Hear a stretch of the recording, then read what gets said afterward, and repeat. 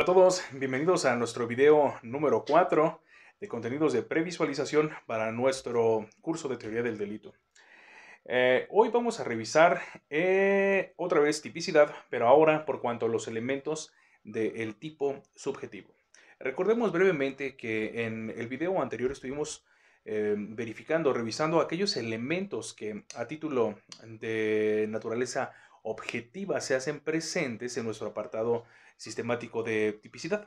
Pues bien, ahora nos toca reflexionar sobre circunstancias que subyacen en el aspecto intelectual del sujeto, que valga decir que estos no son de acreditación puramente subjetiva, es decir, no es que estemos buscando la confesión de una persona en la que resuelve sí, lo hice de manera voluntaria, sino que tenemos también, y lo veremos después en nuestro foro online, eh, situaciones de naturaleza objetiva que permiten revisar o que permiten concluir de manera real y objetiva la existencia de supuestos intelectuales con motivo de los cuales se desarrolla el comportamiento reprochado. Ajá. Estos son básicamente dos grandes rubros, el del dolo y el de la culpa. Por dolo, la doctrina nos ha enseñado que se trata de la actualización de un supuesto de manera voluntaria. Se nos ha explicado que es conocer y querer la realización de los elementos objetivos del tipo. Creemos necesario que se hagan algunas acotaciones para poder comprender el contenido de este supuesto. Hoy en día, en nuestra interpretación dogmática, parece que de manera generalizada tenemos resuelto que no se trata de un dolo final. Es decir, no se trata de la verificación en este espacio sistemático de un comportamiento que implicaba una voluntad final, que implicaba un deseo final en la perpetración o en la realización del supuesto. Por ejemplo, la muerte de X persona por algún motivo de enemistad. No nos metemos en esa profundidad de estudio porque implica una complicación mayúscula. Eh, si bien recordamos que entonces se trata de conocer y querer la realización de los elementos objetivos del tipo, tendríamos que puntualizar que básicamente se trata de conocer a título objetivo y experiencial, perdón, este, los elementos del tipo objetivo consisten. Es decir, no es que busco en la muerte de una persona por la enemistad particular, sino que yo conozco y quiero un comportamiento, es decir, el comportamiento voluntario de un disparo de arma de fuego que me permite a mí, por ser una persona de natural socialización en el contexto en el que me encuentro, comprender que el disparo de un arma de fuego va a producir un resultado o puede eventualmente producir un resultado de muerte.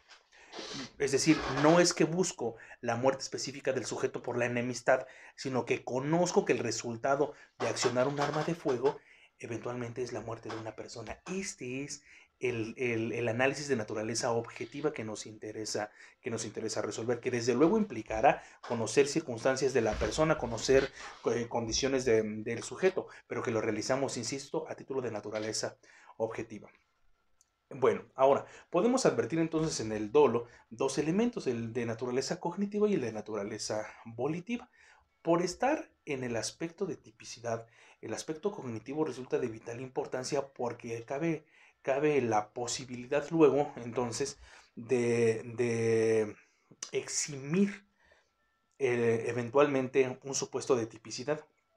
Si estamos frente a la acreditación de un caso de error, el error por no comprender de manera, o por no conocer y no querer de manera objetiva la realización del supuesto, por algunas condiciones, insisto, del sujeto podría eventualmente producir un efecto de atipicidad, un error de tipo. Que sin embargo es harto complejo porque implicaría que en el conocer y en el querer hay un defecto muy importante que impide precisamente conocer y querer esos elementos objetivos del tipo, que insisto, hoy en día en un proceso natural de socialización podría ser pues por mucho evidente, conocer que un arma de fuego produce la muerte, conocer que el patrimonio ajeno no debe de ser tomado, conocer que la libertad sexual no debe de ser violentada, son situaciones elementales de convivencia social. Bien, ahora, por cuanto hace a las posibles advocaciones o formas de presentación de el dolo, tenemos el dolo directo, el dolo indirecto y el dolo eventual, también conocidos como dolo de primer grado, dolo de segundo grado y dolo eventual. Esta clasificación ha servido otrora para poder diferenciar de manera muy particular y de manera muy específica, incluso de manera quisquillosa, la forma de realización del supuesto, que luego quizá tiene algo más que ver con la eventual medición de reproche punitivo en la realización del comportamiento que por cuanto a la acreditación del supuesto típico. Es decir, independientemente de si se trata de un dolo directo, indirecto o eventual, es un dolo. Por cuanto interesa a los aspectos típicos, es un estado absoluto, o lo hay o no lo hay. Pero luego, en el índice de medición de reprochabilidad en los aspectos procesales, la forma en la que fue realizado el comportamiento, en la forma en que fue realizado el delito, sí tiene que ver para medir el quantum del reproche punitivo que se va a formular. Entonces, convendría aún, sobre todo en determinados perfiles, ajá, me refiero particularmente en los aspectos litigiosos, donde un fiscal, un defensor y un juez se involucran, conocer de manera efectiva estos contenidos. Luego, en el aspecto académico, a veces es menos recurrente, pero tampoco impide, ¿no?, que lo debamos de conocer. El dolo directo, el dolo indirecto y el dolo eventual, para poder ser diferenciados, me parece que podemos utilizar un ejemplo. Este ejemplo consiste en el caso del avión. Un sujeto sube a un avión y haciendo uso, independientemente de los motivos que lo haya generado, pero haciendo uso de un arma que pudo librar en los puntos de seguridad para su acceso hasta el avión, amaga a la tripulación y se hace llegar hasta la cabina. Mata al piloto y al copiloto y deja sin dirección el avión. Él toma un paracaídas, abre la puerta y se tira del avión, se salva con el paracaídas, el avión sin posibilidad de ser controlado se estrella, mueren todas las personas que iban en el avión y el avión ha caído en una zona habitacional, arriba de viviendas ocupadas por personas que también han muerto. Pues bien, en este caso estamos hablando de un dolo directo, el que ha sido unidireccionado con la finalidad de realización de elementos objetivos del tipo. La privación de la vida del piloto y del copiloto. Ha sido de manera específica que el comportamiento voluntario se desarrolla conociendo y queriendo la realización del supuesto. Respecto de los ocupantes, respecto de los pasajeros, no es que el piloto, perdón, no es que el homicida, no es que el sujeto activo haya querido matarles en lo individual, no, sino que se trata de una consecuencia necesaria. Es un efecto necesario que va a suceder con motivo de la realización de un dolo principal. Este dolo, entonces, podemos acusarlo como un dolo accesorio. Es una consecuencia necesaria que depende accesoriamente de la realización de un dolo principal. Cuando matas al piloto y al copiloto y dejas sin control el avión, es natural que las personas van a morir con el impacto. Ajá. Puesto que circulaba o viajaba el avión a altura y velocidad normal, un impacto de esa naturaleza va a tener un efecto devastador que impedirá que cualquier persona sobreviva, salvo el perpetrador que se ha librado tirándose de un paracaídas. Este es un dolo indirecto. El dolo eventual es un dolo de naturaleza azarosa que se prevé como de posible realización, puesto que se conoce, se quiere el comportamiento inicial, que es el de privar de la vida y luego con ello dejar a la deriva el avión.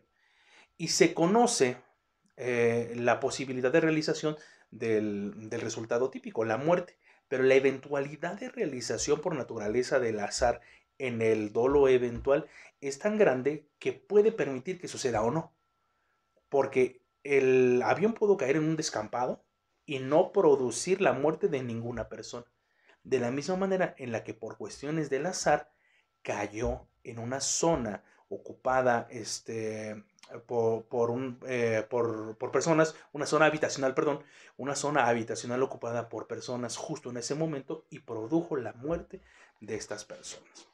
De esto podemos extraer entonces que tanto el dolo de segundo grado como el dolo eventual tienen una relación de interdependencia de un comportamiento principal que se realiza. El dolo de segundo grado como una consecuencia necesaria y el dolo eventual como una consecuencia azarosa, que dependerán del comportamiento principal que se ha desarrollado. Pues bien, ahora, por cuanto a la culpa. Válganos ahora un pequeño paréntesis de desambiguación en el que debemos, aún por obvio que resulte, eh, puntualizar que culpa no es culpabilidad, porque culpabilidad se trata de un elemento, de una categoría sistemática distinta, que vendrá más adelante incluso, y culpa solamente tiene que ver con una condición subjetiva de realización del comportamiento. Es decir, en el aspecto o en el ámbito de la tipicidad, en el ámbito de estudio del comportamiento, la reflexión de cómo es que se lleva a cabo ese comportamiento por cuanto tiene que ver a aspectos subjetivos de la persona que lo ha realizado. Y la culpa, aún en bastantes códigos, sigue siendo descrita como que el quehacer no voluntario, en el que se preveía como de posible realización el episodio delictivo y se tenía conciencia de ello. Entonces, sigue teniendo vigencia la clasificación de culpa consciente con representación, por ejemplo, que me parece que ha generado casos límite complicados de explicar entre el dolo eventual y la culpa consciente con representación. Eh, y me parece que la conveniencia de uso de estos conceptos ha quedado un poco rezagada cuando en nuestras codificaciones se han incluido, por ejemplo, elementos de imputación objetiva que permiten la inclusión interpretativa de distintos elementos para la acreditación de este supuesto. Hablo particularmente de la imprudencia, de la inobservancia, de la impericia y de la negligencia como condiciones de realización de un supuesto de riesgo, de creación de un riesgo jurídicamente desaprobado por conducto de estas actividades no voluntarias, o de estas actividades que nos llevan a concluir la actualización de un comportamiento no voluntario y que darían pauta para la acreditación entonces de este supuesto.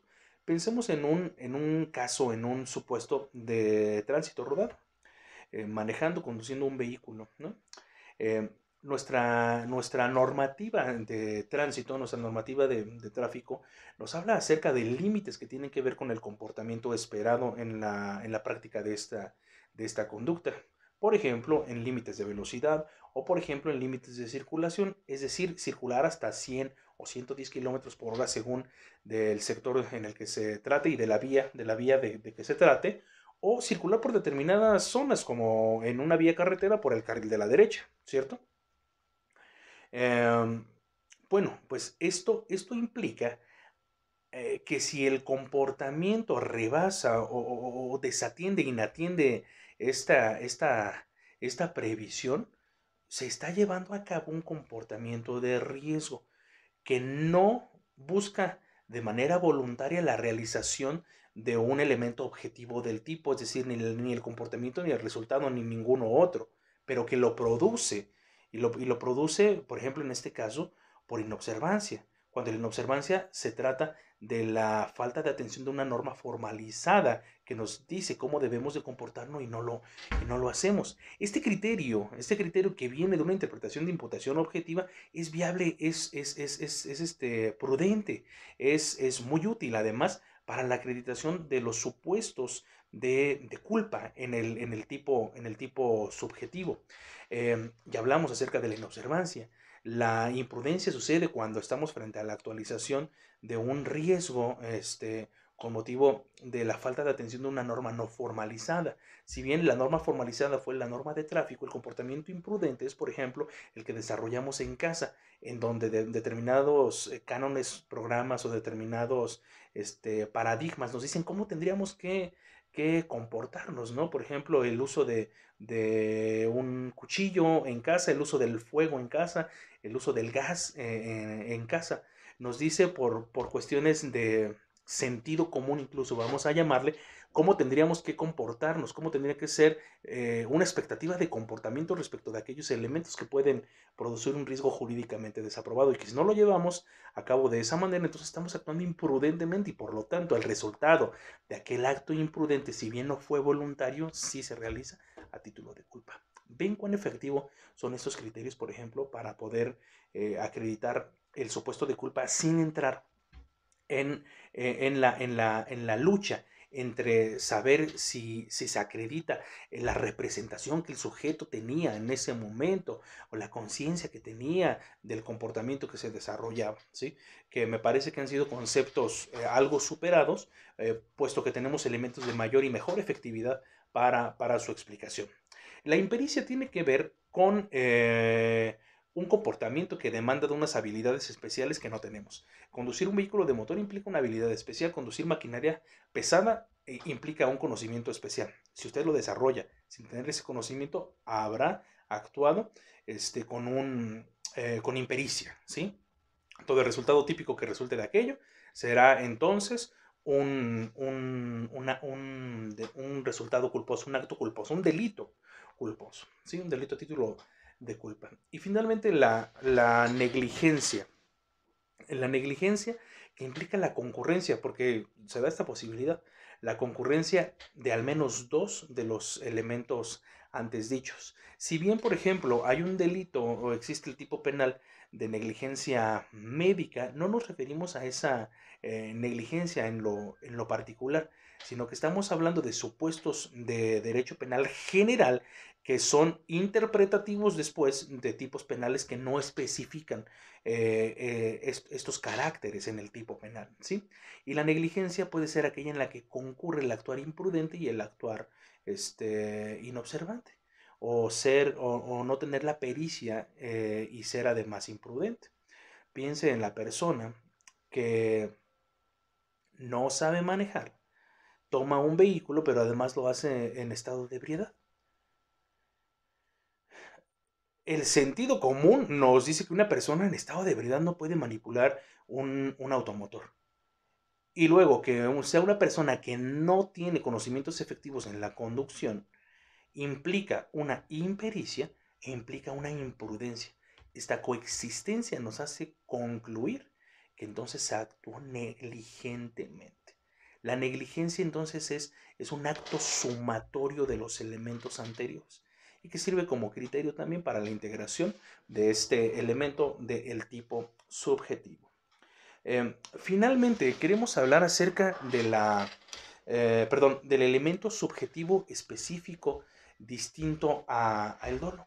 Hay algunos tipos penales que demandan un ánimo, un deseo o una apetitencia particular en la realización del comportamiento, porque de no ser así, el comportamiento, si bien es voluntario objetivamente, no sería pleno, no sería efectivo, no sería real. Pienso en el delito de robo. eh, a quien con ánimo de apropiación se hace de un bien mueble ajeno. ¿Qué hay ahí? No solamente es el acto de disponer efectivamente de la cosa, sino que esa disposición sí tiene una conciencia, sí tiene un aspecto subjetivo trascendental, que es precisamente el saberse con el carácter de propietario, porque yo quiero esa cosa para disponer de ella, para mi uso, para regalarlo o para destruirlo, ¿sí? Para, en términos de derecho civil, hacer uso del usus, del fructus y del abusus de la cosa, ¿sí? Porque yo quiero la cosa a título de propietario. Ese apoderamiento, o cuando hablamos de apoderamiento en el tipo penal, la palabra nos brinda la posibilidad hermenéutica de concluir la existencia de un ánimo específico que es distinto al dolo, porque el dolo tiene que ver con conocer y querer el elemento objetivo del tipo, con desarrollar de manera voluntaria el detentar la cosa y saber que eso es llevarlo rumbo de ti siendo ajeno. Ajá. Pero el para qué se quiere llevarlo hacia ti siendo ajeno está descrito implícitamente, interpretativamente, en el vocablo apoderamiento. Ajá. Así, algunos otros tipos penales nos hablan acerca de la existencia de elementos subjetivos específicos distinto al dolo. Viene a mi mente también ahora el delito de fraude, en el que se habla acerca de alcanzar un lucro.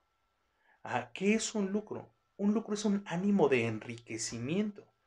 Entonces, no es que se desarrolla solamente con el dolo, sino que este dolo está acompañado de un ánimo específico que es distinto al comportamiento voluntario, porque se quiere el comportamiento voluntario ahora sí con una finalidad. Y la finalidad es el enriquecimiento de quien está llevando a cabo este comportamiento. Um, tenemos que añadir que estos elementos subjetivos específicos distintos al dolo están o específicamente y de manera muy clara resueltos en la descripción típica o están presentes interpretativa hermenéuticamente en el mismo tipo penal. Es decir, no podemos intuirlos o no podemos inventarlos, no podemos complementar el tipo con la creencia de que se quiere llevar a cabo con una finalidad. No, solamente está presente cuando el tipo penal lo permite. Otra vez tenemos que regresar a la idea fundamental en torno de la cual gira nuestro ejercicio de teoría del delito, que es la interpretación dogmática jurídico penal. Con esto damos por terminado el contenido de previsualización para nuestra jornada 4, que tiene que ver con tipicidad, elementos del tipo subjetivo. Agradezco su tiempo y nos vemos en un próximo video.